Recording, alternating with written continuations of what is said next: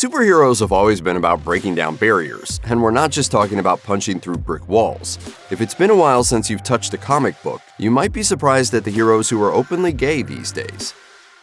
When the X-Men were first introduced in 1963, the team consisted of Cyclops, Beast, Angel, Marvel Girl, and Iceman. Over the years, Iceman evolved a number of different looks and even had a few relationships. But it wasn't until a storyline in 2015 when a time-displaced teenage version of Iceman was introduced that psychic Jean Grey discovered he was gay. Since the Iceman we'd all been reading since the 1960s never indicated this was the case, except maybe once, the characters had a talk. It was revealed that Iceman couldn't cope with being both a mutant and gay, but since he had to deal with his powers openly, he suppressed his own sexuality to the point where he refused to even think about it. After talking with his teen self, Iceman was able to come to terms with his feelings, and the character is now openly gay.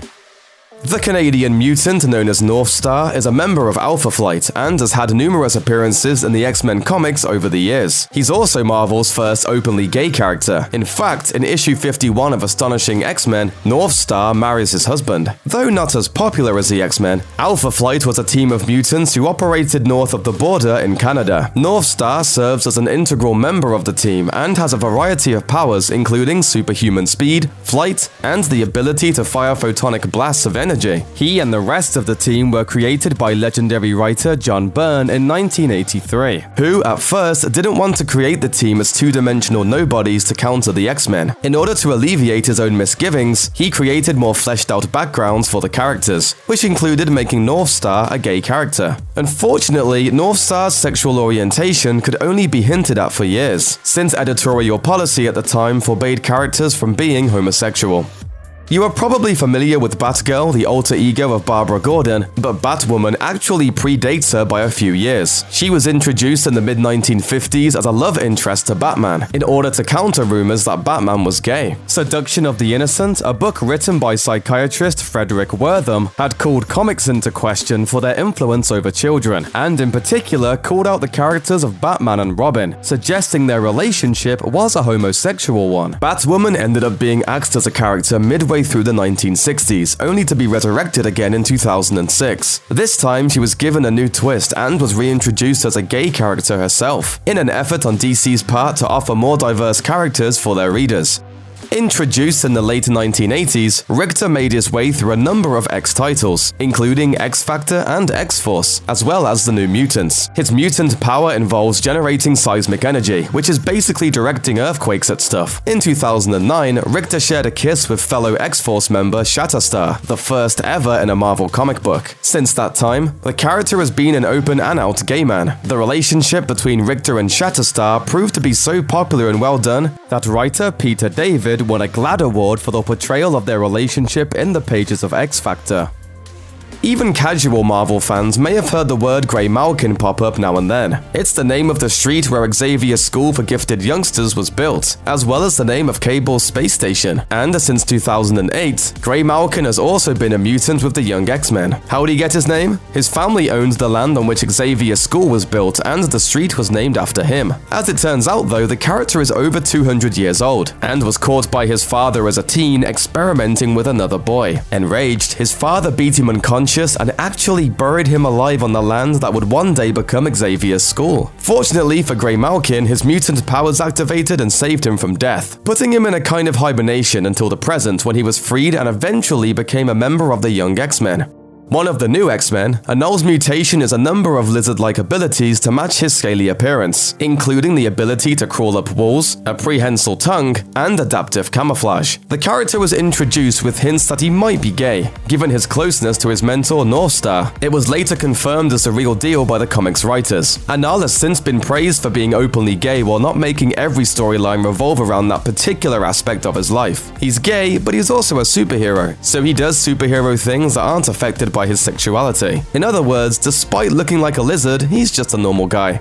One of the coolest characters in recent comics history, Angela was originally created by Neil Gaiman and Todd McFarlane to be part of Image Comics' Spawn universe. However, after a lawsuit over rights, a court ordered that Angela should revert fully to Gaiman, who has since sold the character to Marvel. Angela was originally a warrior from heaven, sent to fight the Hellspawn. Once she joined the Marvel universe, she ended up with the Guardians of the Galaxy, of all people, until she has to run off with Odin's baby to protect it after finding out she too is an Asgardian, and the daughter of Odin. Accompanying her is Sarah, her companion, friend, and lover.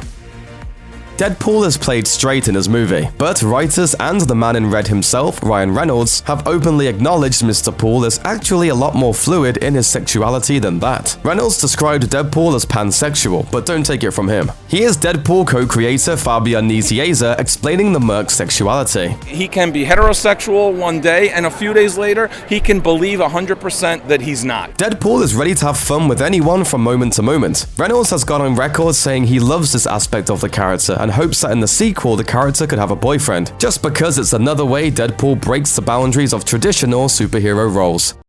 If you're not familiar with the inner workings of the comic book world, there's a fair chance there are more LGBTQ+ superheroes out there than you realize. From the big screen to the small to the panels themselves, here are some of the LGBTQ+ superheroes out there saving the world for all of us. In 2017, the hit movie Thor Ragnarok revitalized the Thunder Gods franchise with a new brand of irresistible humor, and a huge gladiator battle with the Hulk, of course. Among the new characters introduced in Ragnarok was the tough, unapologetic binge drinker Valkyrie, played by Tessa Thompson. She reprised the role as one of the leaders of New Asgard in 2019's Avengers Endgame, eventually being named leader of Asgard at the end of the film. And fans will be seeing her again in 2021's Thor: Love and Thunder. The Lord of Thunder sends his best. The revolution has begun! Valkyrie's sexuality isn't addressed in the theatrical versions of either Ragnarok or Endgame. But shortly after Love and Thunder was announced at the 2019 San Diego Comic-Con, Marvel Studios confirmed Valkyrie would be the MCU's first openly LGBTQ+ superhero, and this would be addressed in the 2021 sequel. Thompson even said Valkyrie was bisexual as early as 2017, lining the character up with her comic book counterpart. Ragnarok had originally highlighted Valkyrie's sexuality, but this scene was sadly left on the cutting room floor. Unfortunately, the comic book version of Valkyrie on which Thompson's character is based is no longer around. That hero, Brunhilde, was killed by the dark elf Malekith in the line-wide event War of the Realms.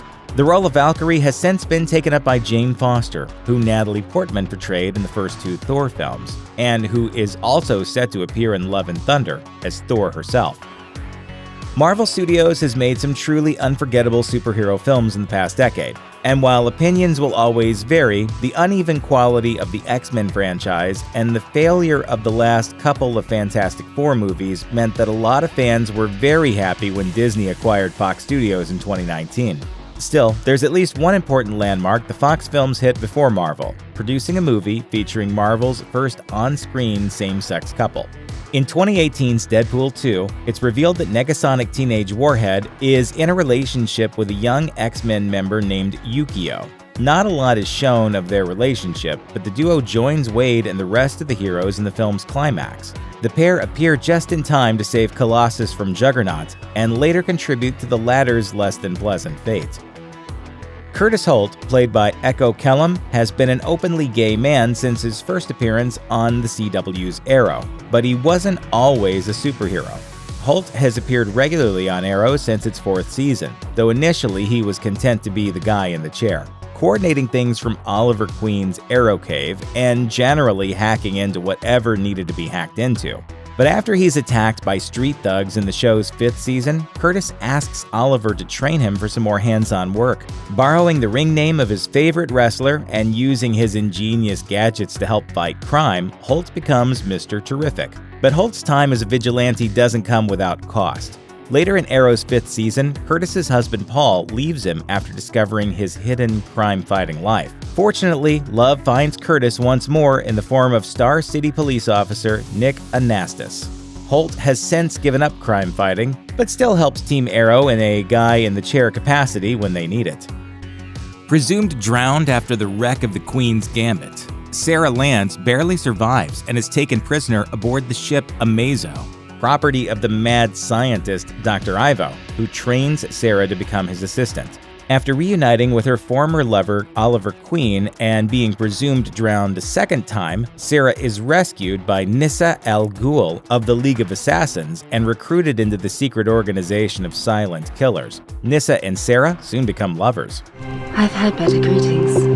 I'm sorry, I didn't know what you were going to do. To be honest, neither did I. Sarah has had both male and female partners since returning to Star City on Arrow.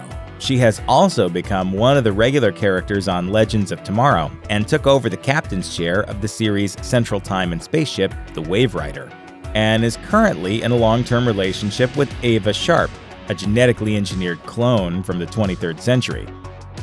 The fourth season of the CW's Supergirl made a huge stride in LGBTQ+ representation by introducing TV's first transgender hero. I am both human and alien. And I am a trans woman. Nia Null, also known as Dreamer, is a trans woman of mixed human and alien heritage who inherits her powers, which include being able to see the future after her mother's death. Nia's mother Isabel was from the planet Naltor and used the title of Dreamer before Nia. Naltorian dreamers are women of extraordinary abilities, including often receiving precognitive visions in their dreams. A Naltorian dreamer's power passes to her daughters. So when Nia's mother dies, Nia is initially confused about the dreamer's abilities beginning to manifest in her because she wasn't biologically born female.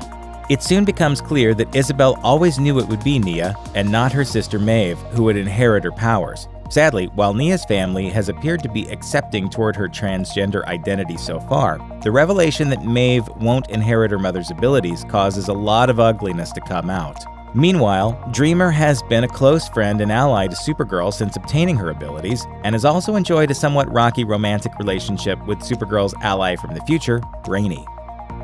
The CW's Arrowverse consists of a vast multiverse of various alternate realities. One of those realities is Earth X, where the Nazis won World War II. The Earth X alternates of Arrowverse's heroes tend to be villains serving the Reich on Earth X, such as Overgirl instead of Supergirl, and Dark Arrow rather than Green Arrow. In the 2017 CW crossover Crisis on Earth X, characters from The Flash, Arrow, Legends of Tomorrow, and Supergirl are brought to Earth X. Most are freed from a concentration camp by the Freedom Fighters, made up of the Ray and Leo Snart, also known as Citizen Cold. It soon becomes apparent that Ray and Leo were in love, and that their relationship made them a target of the Nazis. In Season 4 of The Flash, the heroes ask for Snart's help in transporting a metahuman to Argus. Upon arriving on Earth 1 and reuniting with his old comrades, Leo is met with cheers and congratulations when he announces that back on Earth X, he and the Ray are planning to get married. The first time the bisexuality of John Constantine, whose name should be pronounced Constantine if you're talking about the comics version. John Constantine? Constantine. Is it? I don't care. Is brought up in 1992's Hellblazer number 51, and the reveal doesn't come with a lot of fanfare. Speaking of how he doesn't maintain many long-term relationships, Constantine's narration reads, "Girlfriends, the odd boyfriend, they all have the nasty habit of walking out on me." Neither the 2005 film Constantine nor the 2014 TV series of the same name make any mention of Constantine's bisexuality. But when Matt Ryan's version of Constantine became part of CW's Arrowverse, his bisexuality was explicitly addressed. Constantine becomes a recurring character on Legends of Tomorrow in the show's third season, and he is depicted in romantic situations with both men and women. He and Sarah Lance have a one-night stand, and later it's revealed that he and Time Bureau goofball Gary have had some kind of brief fling. Yeah, Constantine let me down easy too. Said it was about the balance of good and evil. Years earlier, Constantine was also in a relationship with a male bartender named Desmond. In fact, Constantine is plagued with guilt over memories of his old lover, who he was forced to send to hell in order to banish the demon Neron from Earth.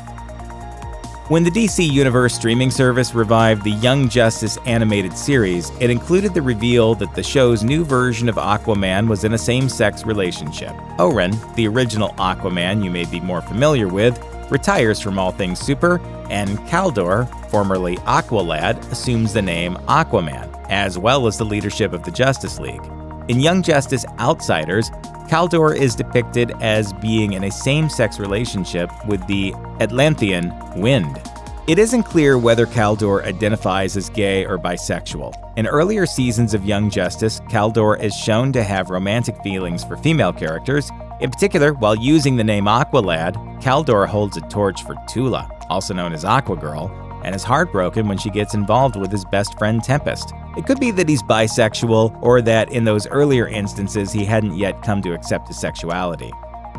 For a long time, it was one of DC Comics' worst-kept secrets that Harley Quinn was both bisexual and in a non-monogamous relationship with fellow Gotham City anti-hero Poison Ivy. They'd been friends and more in comics, cartoons, and even video games for years, trading innuendo and hints all the time. But for a long time, there was no official word on the pairing. But then Harley Quinn writers Jimmy Palmiotti and Amanda Conner confirmed Harley and Ivy's relationship status in 2015, and fans got to see the pair share a kiss in 2017's Harley Quinn number 25. Harley was understandably devastated when Poison Ivy died during the 2018-2019 DC miniseries Heroes in Crisis. Thankfully, by the end of the series, it's shown that Ivy had prepared for the potential of her death by creating a plant-based clone of herself, who then goes on to team up with Harley in the Harley Quinn and Poison Ivy miniseries. Like Harley Quinn, Renee Montoya made her first appearance not in the comics, but in the 90s cartoon Batman the Animated Series. But it would be over a decade before the former Gotham detective would become a bona fide superhero. Montoya's first appearance in the comics was in 1992's Batman number 475, in which she is introduced working with Harvey Bullock inside Gotham's Major Crimes Unit. She then stepped into the spotlight in 2002 with Gotham Central, a comic focused on the Gotham City Police Department. Fed up with the force's corruption, Montoya quits the GCPD and falls on hard times. She drinks habitually and loses her girlfriend, Daria. The vigilante Vic Sage, also known as The Question, then recruits Montoya during the Series 52 to help him fight the criminal organization Intergang. By the time that series is over, Sage has succumbed to cancer, and Montoya has taken up the mantle of The Question. Despite a few revamps and reboots here and there, Montoya has remained The Question in the comics. More recently, Montoya has helped Superman's wife in the espionage thriller miniseries Lois Lane. Rosie Perez brought Montoya to life in the 2020 film Birds of Prey, and remaining comic accurate, her character was indeed a lesbian. America Chavez is a lesbian raised by a gay couple, and she's also one of Marvel's most powerful superheroes. She's super strong, she can fly, she has super speed, and she's nearly invulnerable. And when her series America launched in 2017, she became the first LGBTQ+ person of color to lead her own ongoing title in the history of Marvel Comics. Originally known as Miss America, based on the character of the same name from the 1940s, the present America, the character first appearing in the 2011 miniseries Vengeance, Chavez gained a lot more attention as a member of the Young Avengers and during the 2015 line-wide event Secret Wars, when she was part of the all-female A-Force. Along with her solo series, America joined the Ultimates and eventually became the team's leader. More recently, she was part of a new incarnation of the West Coast Avengers, led by the group's founding member, Hawkeye. The heroes Hulkling and Wiccan enjoy one of the longest-running same-sex relationships in comics. They were introduced in Young Avengers number 1, when both the heroes seemed to be younger versions of the classic Avengers lineup, whose origins were shrouded in mystery. What's particularly interesting is the actual characters these two were based on. Hulkling, as his codename suggests, looks like a younger and smaller version of the Hulk. Wiccan, on the other hand, goes by the name Asgardian when he's introduced, suggesting a connection to Thor. So it was particularly interesting to base these two young gay men on heroes who are known to regularly beat the tar out of one another. But in the end, neither Hulkling nor Wiccan proved to have any significant connection to these classic Avengers. Hulkling's physical appearance is due to his mixed Skrull and Kree ancestry and has nothing to do with gamma rays. Wiccan, meanwhile, eventually learns that he's one of the twin sons born to the mutant Scarlet Witch and the android hero Vision. Hulkling and Wiccan have never strayed far from the spotlight of Marvel Comics since their introduction. Both recently appeared in the 2019 Death's Head miniseries, and Wiccan is one of the members of the new Team Strike Force, which includes a number of occult-themed or otherwise non-traditional heroes, such as Blade, the Winter Soldier, and Angela.